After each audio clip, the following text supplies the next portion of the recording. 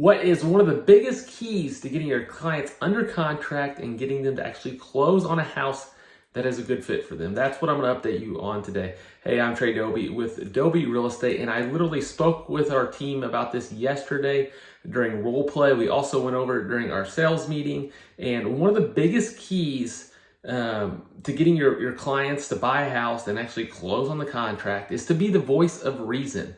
When you encounter difficult conversations, you need to call them and have a verbal conversation with them, not just shoot them a text.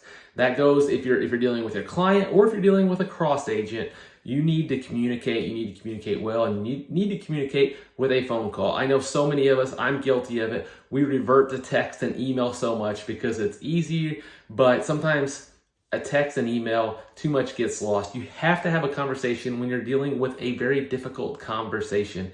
If you have somebody panicking, they're highly emotional, you as the real estate expert have to be the one that stays calm and is reasonable. We have to be there. We have to be the steady during their storm. Yes, we want to show empathy. We want to feel bad for them. And even if we get upset or get fired up, we cannot show that emotion. Because if we show that emotion, it's just adding fuel to the fire. So whenever I call people and I'm going to be giving them bad news, I want to show empathy right out of the gate. So when I'm calling like a client or another agent, one of the first things I'm saying is, hey, their name, how are you today? Majority of the time, they're going to say I'm doing good or well or whatever the case may be. And I'll usually say, if I'm delivering bad news, I'm usually like, yeah, I wish I could say the same thing, but unfortunately, I can't, I'm dealing with this situation and I'm unhappy about it. And then I tell them what the news is. Now, again, I don't get fired up. I don't feed into their emotions. So if I'm giving them bad news, maybe it's about an inspection response and let's say they've asked for $7,000 worth of stuff and the people are only agreeing to $1,000 and they're going to walk away. I'm calling them, I'm explaining it. And then if the sellers get upset, like, this is a bunch of bull crap, this stuff needs to be repaired. Like, what is wrong with them? I'd stay calm, keep your calm, talk at a slow pace, reassure them that everything's going to be okay. Hey, we'll work through this. If not, we'll just have to find you another home. But you need to reassure them and remind them that, hey, a lot of times people can get upset at the other party in the transaction. And you just need to remind them, hey, I understand you're upset. The seller is doing what's best for them, just like you're trying to do what's best for you.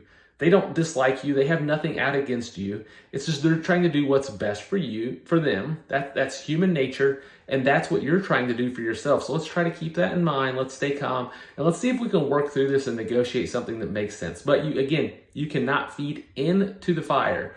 You can't feed into their emotions and fuel the fire.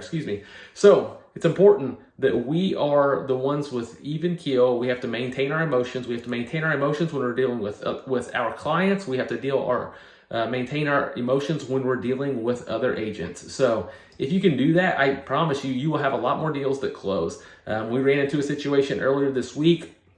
The buyers were extremely upset. They were worked up. It was a new agent on our team, and I got involved. I called her clients for her. I called the cross agent for her. She was listening in on it all, and she was like, how do you stay so calm?